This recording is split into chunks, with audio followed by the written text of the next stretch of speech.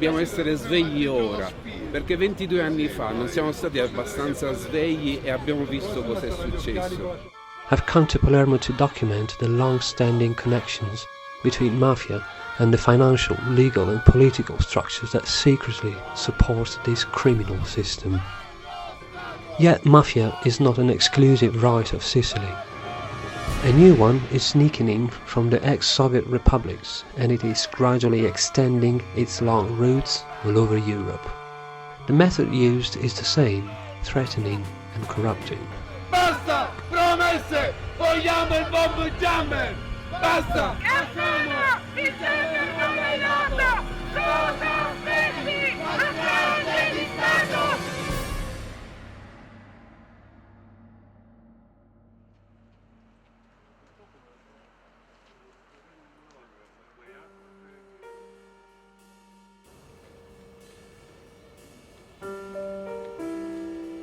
Rakhat Aliyev was the ambassador of Kazakhstan in Austria.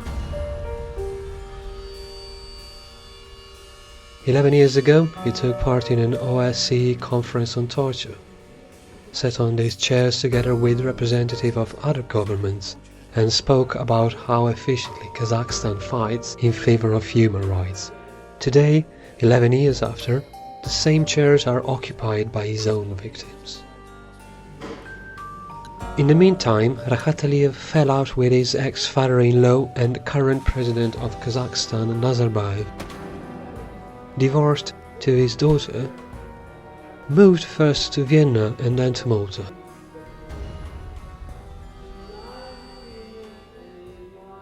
Приговорен в 2000 году к 3,5 годам лишения свободы. На своем опыте испытал все физические, психологические и моральные воздействия, которые применяются в наших тюрьмах. Не понаслышке, все сам испытал. В 1999 году я также имел несчастье начать свою политическую деятельность, и в результате у меня Рахат Алиев отобрал бизнес. Я был вынужден бежать вместе с семьей в Канаду, и практически 15 лет мы находимся с семьей в эмиграции.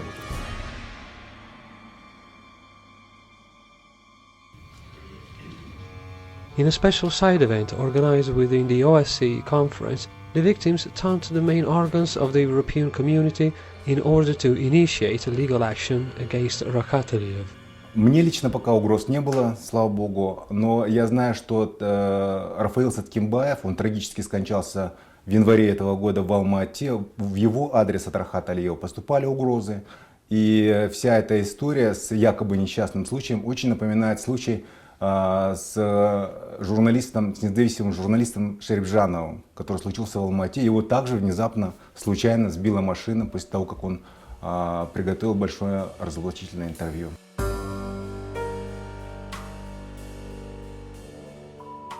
Also, a delegation from Kazakhstan took part in the event.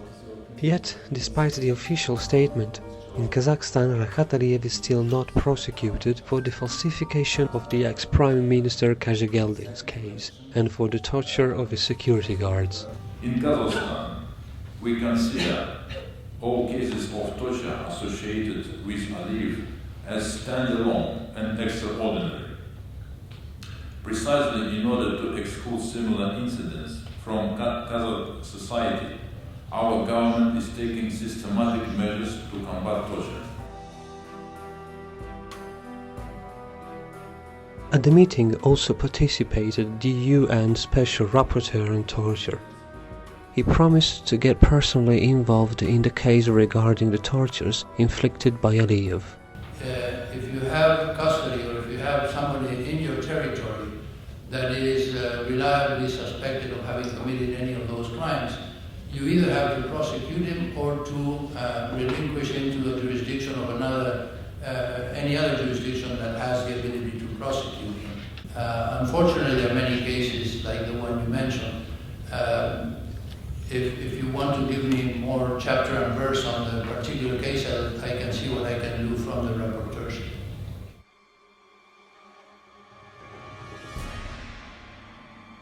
Still, the investigation process is not running smoothly. there are some forces in Europe that work behind the scenes, slowing down the legal proceedings. Politicians, lawyers, banks, driven by personal financial interest in Aliev's case, are hindering the course of justice.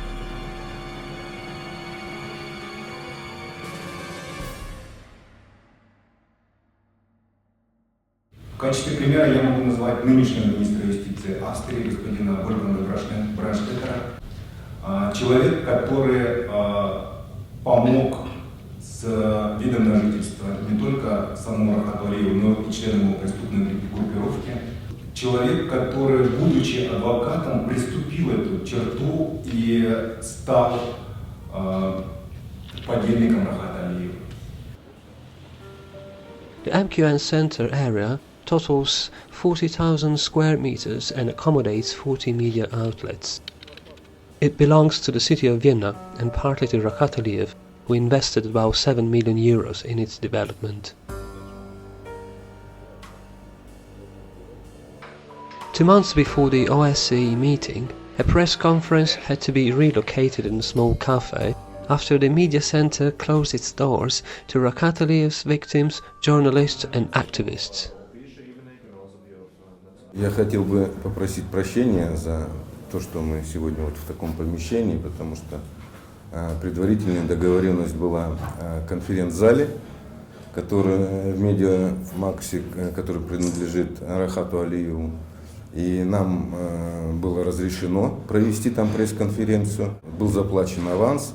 И вот буквально за 2 часа до этого мы получаем месседж, что по каким причинам, причем не объясняется, нам отказано в конференц-зале. Apparently, the conference room was closed because of an alleged problem in the electrical system.